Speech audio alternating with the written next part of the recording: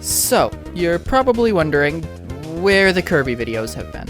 So, obviously, about 4 months ago, I posted the first part to my Playing Every Kirby Game in the series, and, well, let's just say that it's been a while since I've been able to work on it. For reference, this is what has been happening every time I try and open the current project file. This is just for the next video. This isn't even all of the footage that I have. So the reason for this is I'm currently working on an almost 10-year-old PC, and I just don't have the CPU or GPU to work on a video this huge. So I figured I'd kind of do this as a what's going on and kind of explain how things are working. So I'm not gonna edit the rest of these parts properly, because by the time I get a new PC and I'm able to, it's not gonna be worth it. The footage will be too old, it'll be all outdated, there'll be a lot of things that'll change by then. So what I'm going to do is this video will be the end of the series. I'm going to essentially edit what the last video would have been, my final thoughts on the series. And so from that standpoint, you're gonna kind of get my final thoughts. You're just not gonna get a lot of my gameplay or my talking about what the series is doing during play. So from that standpoint, I do heavily apologize that I won't be able to get all the videos out to you, but I figured this is the least I could do for the series. So without further ado, my final thoughts on the Kirby series. And here we are. Welcome to the final video. Originally, my plan for this section was to edit down my final tier list stream, but it's also been almost a year since I did that, and a lot has ultimately changed. Sorry it's taken so long to get this out. Since then, I've 100%ed a few of the more recent Kirby games, tried speedrunning Forgotten Land, and even did an ability-less run of Star Allies. But before we dive deep, let's start with something light and airy. Some rapid-fire favorites and least favorites.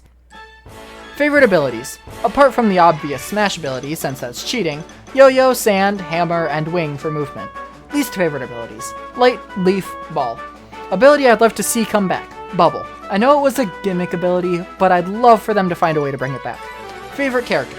I mean, let's be real. You all know it's Meta Knight. Runner-up with marks, though. Least favorite character. Kine. Fuck Kine. Favorite boss fight. For final bosses, Void Termina. For non-final bosses, Computer Virus. Least favorite boss fights. For final bosses, Drossia. For non-final bosses, Krakow. The hate is mutual. Favorite story. Planet Robobot. It's such a tragic story. Least favorite story. Squeak Squad, probably. It's hard to choose one I don't love. One game gets a remake or upgrade. What is it? Well, I can't very well say Air Ride now, so let's give it to 64. Favorite gimmick. Also 64. I'd love a combo ability game again. Least favorite gimmick. The drawing games. It's just slightly annoying to control. Favorite OST. I love Kirby 64's sound and Forgotten Land's orchestras, but I have to give it to the soundtrack of Superstar. Least favorite OST. Dreamland 2. It's a product of its time and not super iconic like the originals. Favorite final boss theme. Crowned from Return to Dreamland. Favorite non-final boss theme. Battle with an Enormous Boss from Superstar. Favorite song in general.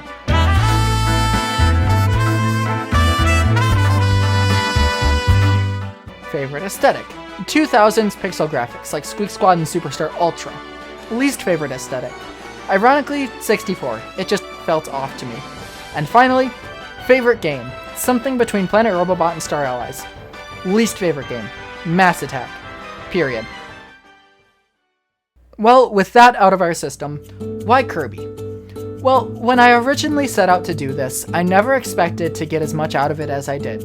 Growing up, Kirby was never properly on my radar of games I was super into. I wanted Mario, Pokemon, Skylanders, and various niche games that looked cool.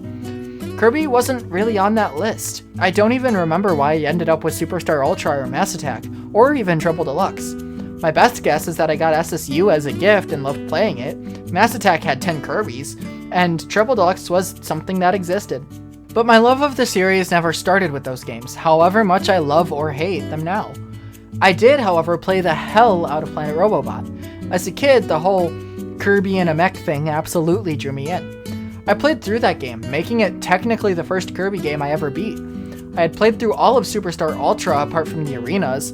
If the save files on my cartridge are anything accurate to the timing of when I played it, of which I have zero idea, but I knew that Star Dream was connected to Nova, which made me insanely hyped.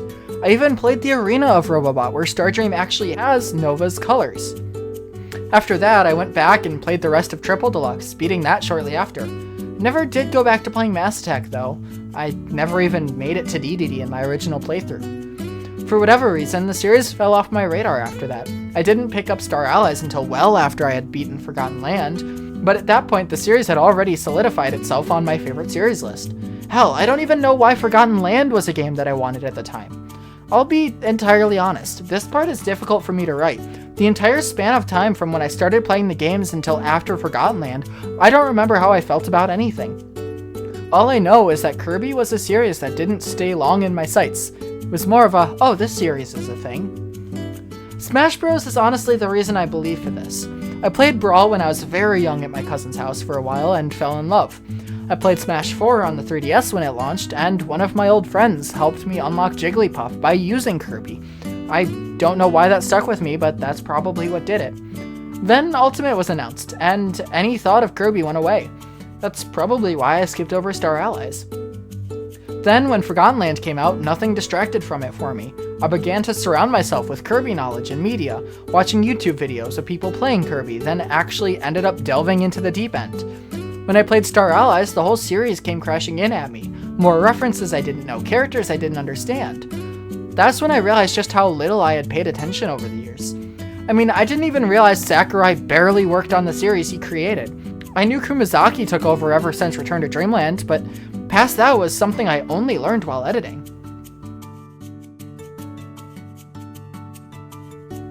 Now, I can't properly say I'm a Kirby expert or anything. I mean, I've now played all of the games, but I haven't done extensive lore searches or anything like that. Most of what I know are from stuff I've heard from various other creators connecting lore dots for me.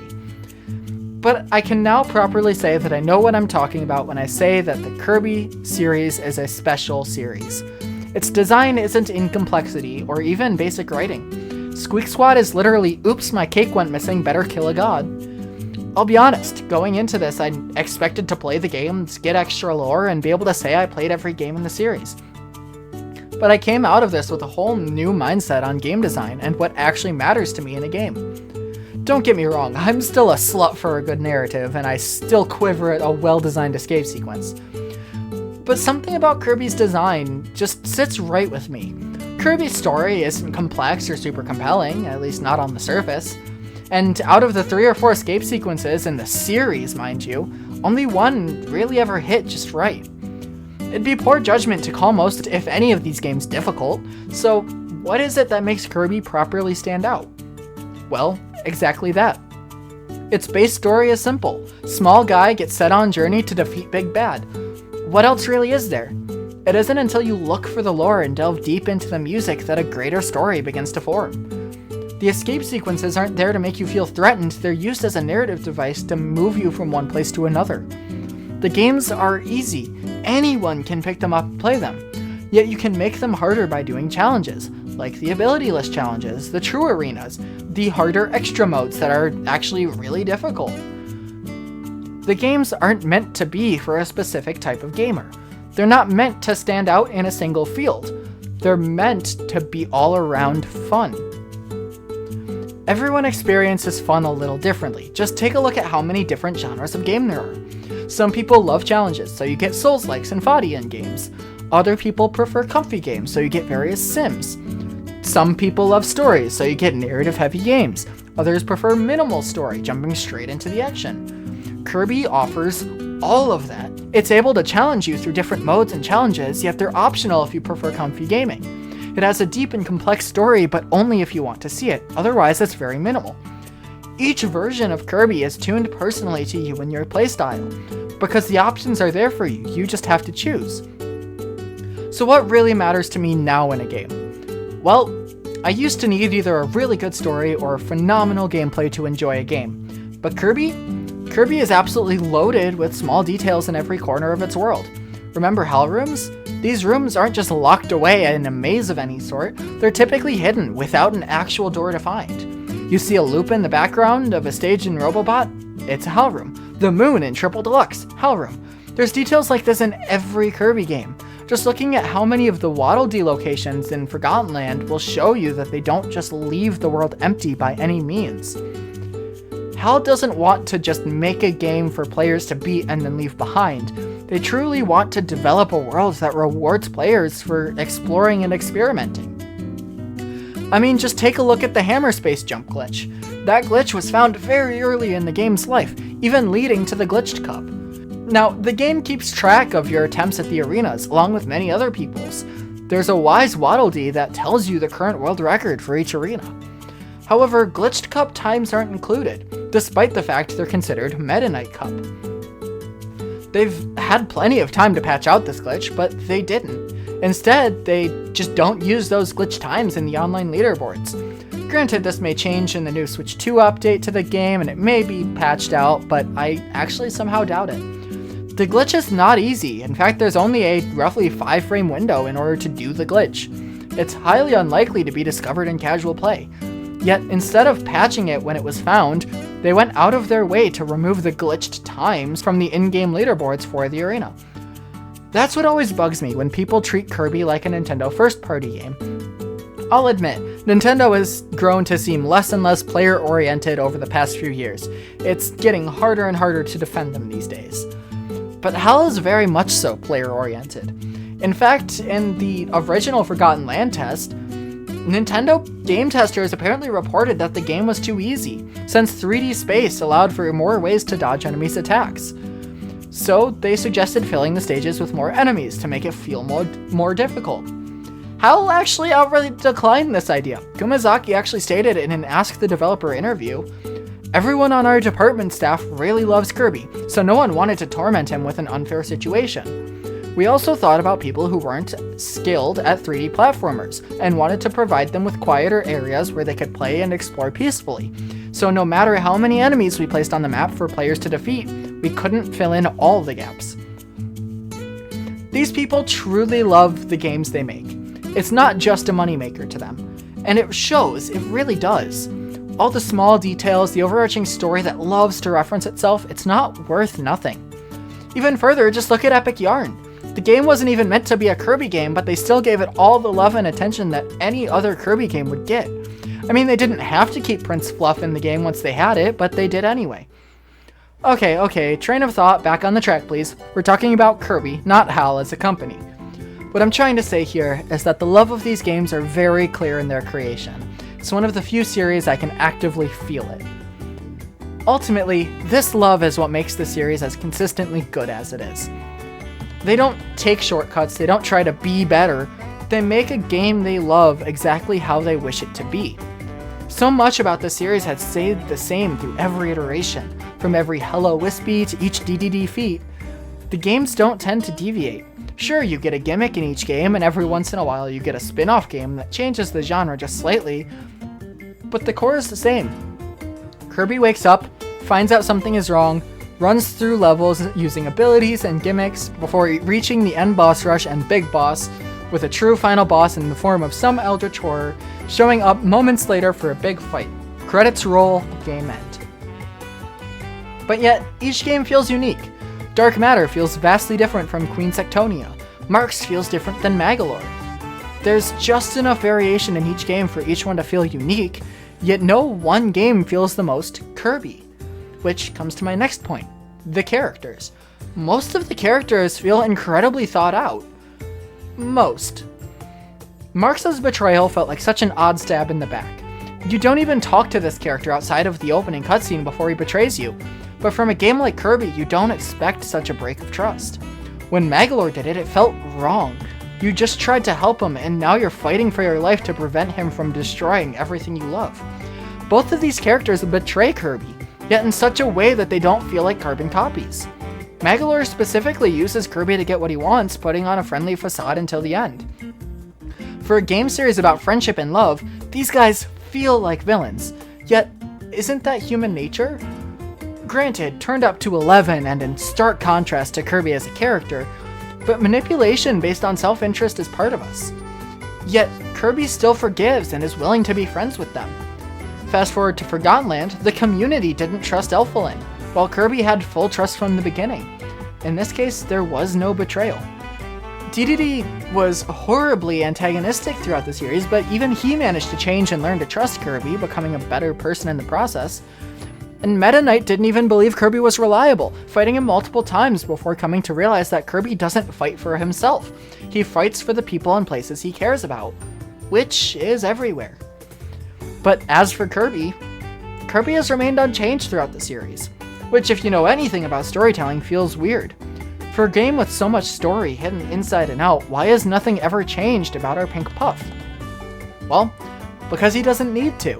It's a bit cliche, but the series as a whole deals with this idea of the power of kindness. Take Dreamland, for example. The main enemy is a tyrannical king stealing all the food from his kingdom.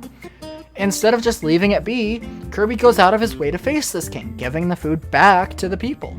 But Star Allies is the most direct example of this. Void is literally the manifestation of what would happen if Kirby was born without kindness. The whole theme of the final battle is kindness versus vengeance. Positivity versus negativity. That's what this game series is about. It's not a feel-good game for the sake of hitting a demographic. It's a feel-good game because feeling good is what Kirby exists for. Not just in the story, but in real life.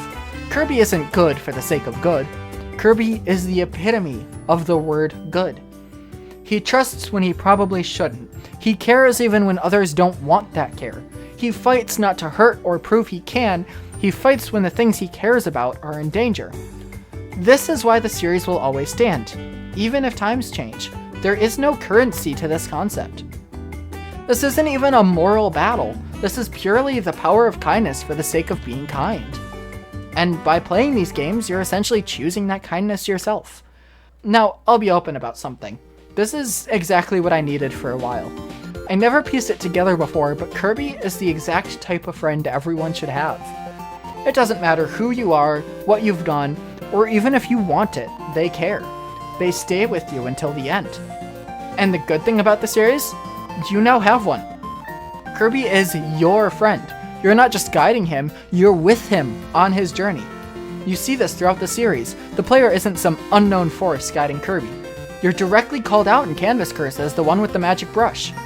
Kirby acknowledges you in multiple cutscenes throughout the series, even waving goodbye to you at the end of Star Allies with all of his friends. Because that's exactly what you are to him, a friend.